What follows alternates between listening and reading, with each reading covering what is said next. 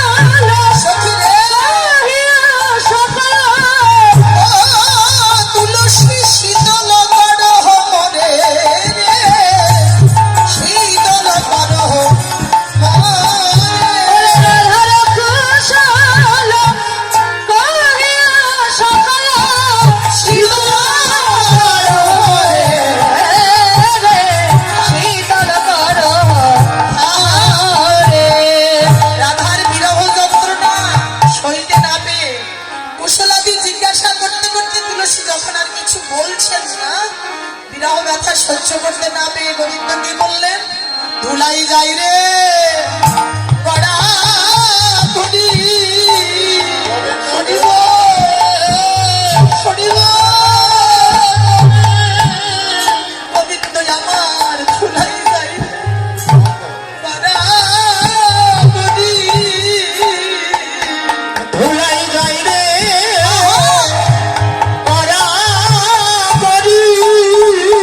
বংশী ফেলে ধুলাই বংশী হারি, ধুলাই যাই রে বড়া ধুলি, বংশী ভেলা বংশী ধারে ধুলাই যায় রে গড়গড়ে। আরে বংশী ফেলে ধুলাই বংশী হারি, মদনে বলে রাধা পিয়ারে,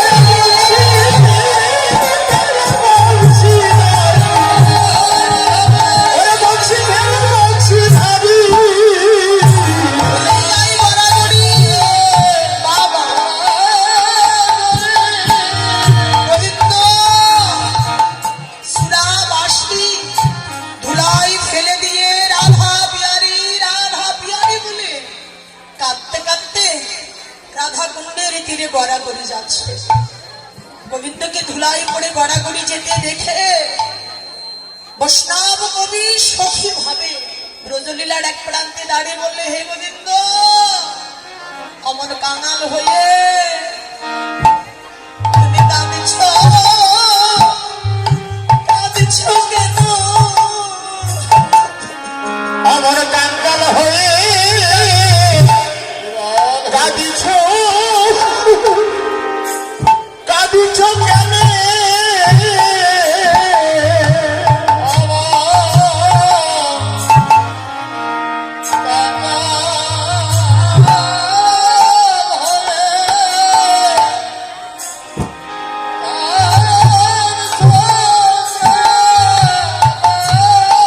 তুমি অমন কাঙাল হয়ে কাঁদিছ কেন? বলো বলো তোমার কোন বাঁধনে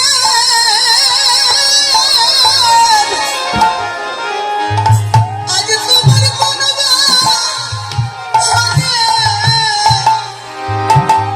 কোন বাঁধনের অভাব হলো বলো?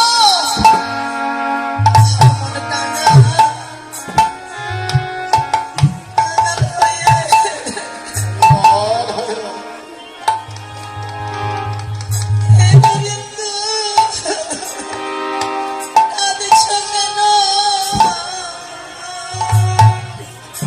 তোমার কোন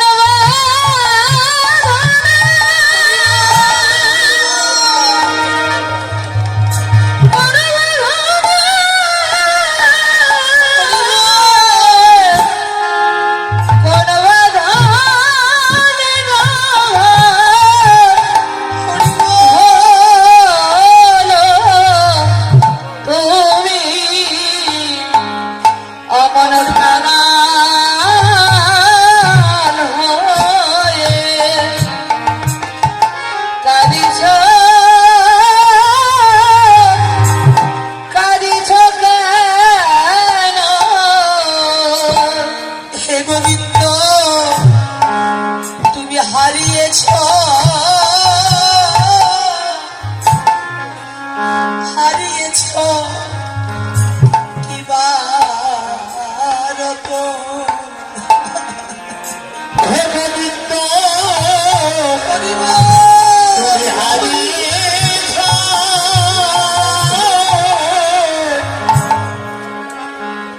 কিবার হচ্ছে হে গোবিন্দ, বলো বলো তুমি হারিয়েছ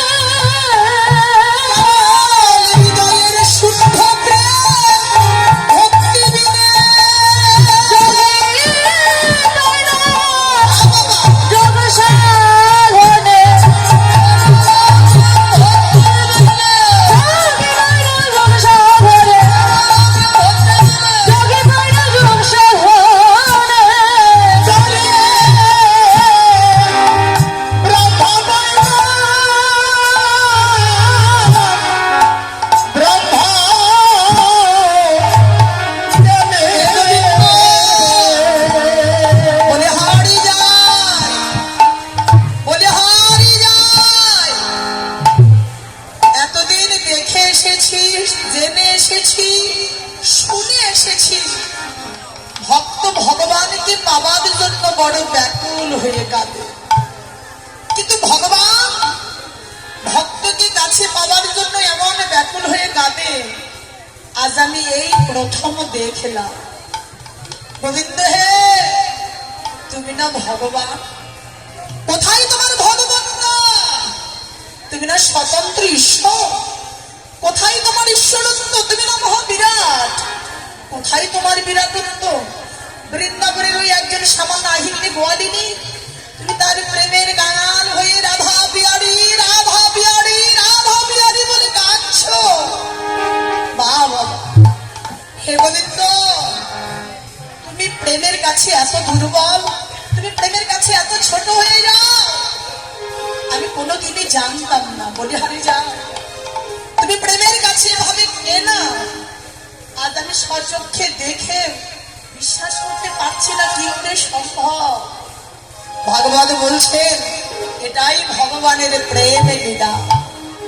ভগবান বহু লীলা করেছে গো, কোন লীলাতে ভগবান বিক্রয় হয়নি, কোন লীলার কাছে ভগবান নিজেকে ছোট করেননি, কোন লীলার কাছে ভগবান ঈশ্বরত্বকে বিকায়ে দেননি। একমাত্র বৃন্দাবনের প্রেম লীলার কাছে, ভক্তের বিশুদ্ধ প্রেম ভক্তি ভালোবাসার কাছে ভগবান নিজেকে বিকায়ে দিয়েছে। ভক্তের প্রেমের কাছে কেনা হয়ে গেছে, ভক্তের প্রেমের কাছে ভগবান ছোট হয়ে গেছে। বাবা, কারণ প্রেম ভক্তি ছাড়া ভগবানকে আর হারানো সম্ভব নয়। কৃষ্ণের প্রতিজ্ঞা সর্বকাল আছে, যে জয়ীছে ভজে কৃষ্ণ তারে ভজে তৈছে। সেটা একমাত্র বৃন্দাবনে সম্ভব। তো বলছে হে গোবিন্দ, একটু ধৈর্য ধরো, এত ব্যাকুল হলে কি চলে? আরে তুমি যার জন্য আসছো, তোমার সেই উপাসনার দেবতা, তোমার আরাধ্য দেবীকে পাবার সময় ঘনেই এসেছে। আরে সময়ও বুঝিয়া শেখর আসিয়া, সময় বুঝিয়া শেখর আসিয়া, সময় বুঝিয়া শেখর আসিয়া, বুঝিয়ে শেখরে আসিয়া মধুর করি বলে সে যে বিনোদিনী আসিবে এখনই, ছেলে বিনোদিনী আসিবে এখনই, সে যে বিনোদিনী আসিবে এখনই, সে যে বিনোদিনী আসিবে এখনই। আনহ ষাড়শি তুলে তীর ছিল না, তীর ছিল না, তীর ছিল না, তীর ছিল এই রাধা কুণ্ডের তীর ছিল না। ঠাকুরের তীর ছিল না। ও শ্যামনগর তীরে বসে তীরে ভাষণা তুমি ভাবলেই প্রাপ্তির উদয় হবে। তীরে ভাষণা, তীরে ভাষণা। ওই রাধা কুণ্ডের তীর ছিল না। আনহ ষাড়শি তুলে। গোবিন্দ আমার পুনঃ পুনঃ রাধা কুণ্ডের তীরে বসে রাধা বদন ভাবনা করতে লাগলেন। আর ওই সুযোগে তুলসী, যারা রাই কাদা বদন সইতে পারে না, তারা কি আর শ্যাম কাদা বদন সইতে পারে বলুন? তুলসী বলছে গোবিন্দ হে, এভাবে তুমি কান্নাকাটি করলে আমি কি বলি বলো তো? তোমার কাদা বদন দেখে আমি সব ভুলে গেছি। আসলে শোনো, আমার মন থেকে তোমাকে বলছি, এখানে আসার কারণে হচ্ছে তুমি কেমন আছো জানবো, আর তোমার রাই কেমন আছেন তার ভালোবাসার কথা তোমায় জানাবো বলেই আমার আশা। এত অধৈর্য হয়ে পড়েছ, আমার বলার সুযোগ কোথায় বলো? এবার প্রথমেই মালা পরিয়ে দিয়ে ওর উপর মিশ্রিত তাম্বুল গোবিন্দের সেবা দিয়ে রাধা রানীর ভালোবাসার কথা এক এক করে তুলসী গোবিন্দের কাছে কইতে লাগলেন। আর এদিকে রাধা রানী তুলসীকে কাননে পাঠিয়ে অন্তর বিরহ জানা যেন আর দ্বিগুণে নেমে গেল। একবার ললিতার কণ্ঠ, একবার বিশাখার কণ্ঠ সরিয়ে ধরে কেঁদে বলছে, সখী রে, তুলসীকে তো পাঠিয়েছিস শ্যাম দর্শনে, তুলসী তো আর আসবে না। আর তুলসী যদি না আসে, আমার যার শ্যাম দর্শনে যাওয়াও হবে না রে। এখন তোরা বল, এই বাদিনীর ঘর থেকে আমি কি করে গোবিন্দ দর্শনে যাব? সখীগণ বলে, তোর কি মাথা খারাপ হয়েছে? তুলসী আসবে না এ কথা তুই কোথায় জেনেছিস রে? বলছে সখীর, এটা তো আমার কথা নয়, আমি জ্ঞানী গুণীজনের কাছে শুনেছি, যারা নাকি একবার শ্যাম দর্শনে যায়, আমার গোবিন্দ সেবার অধিকার নিয়ে যারা একবার গোবিন্দ দর্শনে যায় আর আমার গোবিন্দ সেবা অধিকার দিয়ে ভালোবেসে যাকে গ্রহণ করে থাকেন, আমি শুনেছি সে তো ফিরে আসে না, আসে না। আরে সে তো ফিরে আসে না। না, আসে না। সখী রে, সে তো ফিরে আসে না। আমার গোবিন্দ যারে গ্রহণ করে ফিরে আসে না। আমার গোবিন্দ জানে গ্রহণ করে ফিরে আসে না। সখী রে, গোবিন্দ যারে গ্রহণ করে সে তো আসে না।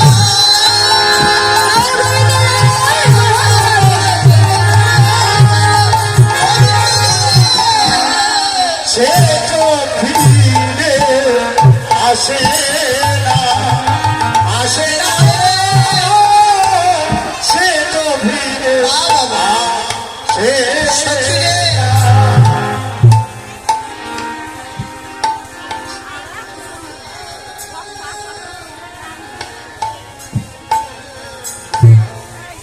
আমাদের রাধারানী বলছে, সখী রে, আসলে কি তুলসীকে নিয়ে আমার বড্ড ভয়, কি ওই একেতেই গোবিন্দের প্রেয়সী, গোবিন্দ তো ওকে ছাড়া কিছু বোঝেই না, আবার দিকে ওকে দিয়েছি সেবার অধিকার, তাতে আমার মন বলছে আর কোনোদিনই আসবে না রে। ও গোবিন্দ সেবায় লেগে গেছে। সখী ভাবের বৈষ্ণব কবি বলছে সে ঠিক আছে, কিন্তু বিনোদিনী, আমি কি বলি জানো, আর কেউ না আসুক কিন্তু তোমার তুলসীকে আসতেই হবে। কেন? তোমাদের দুজনের দুটি দেহে এক প্রাণ, তুলসী যদি না আসে তোমাদের দুজনের একজন কেউ বাঁচানো সম্ভব হবে না। অতএব অধৈর্য হবার কিছু নেই, একটু ধৈর্য ধরো। তুলসী গেছে, তুলসী আসবেই, তুলসী এলে তোমার শ্যাম দর্শনে যাবার ব্যবস্থা হয়ে যাবে। এলো বলে তুলসী। রাধারানী বলছে কি করে ধৈর্য ধরি বল। সেই পূর্বাহ্ন সময়ের কথা মনে পড়ে আমার আর ধৈর্য আসছেই না রে। বললিদা, আমার বল্লভ যখন বসতে যান, আমি অট্টলিকার উপরে দাঁড়িয়ে দেখলাম যেন তপনে তাপিত ধরা চরণে গোপনে প্রখার রবির তাপে বালুকা দপ্ত হয়েছে। আর সেই দপ্তময় পথে গোবিন্দ গোচারণে যাবার সময় দেখলাম আমার বধুর কমল চরণে কত না তাপ লাগছে।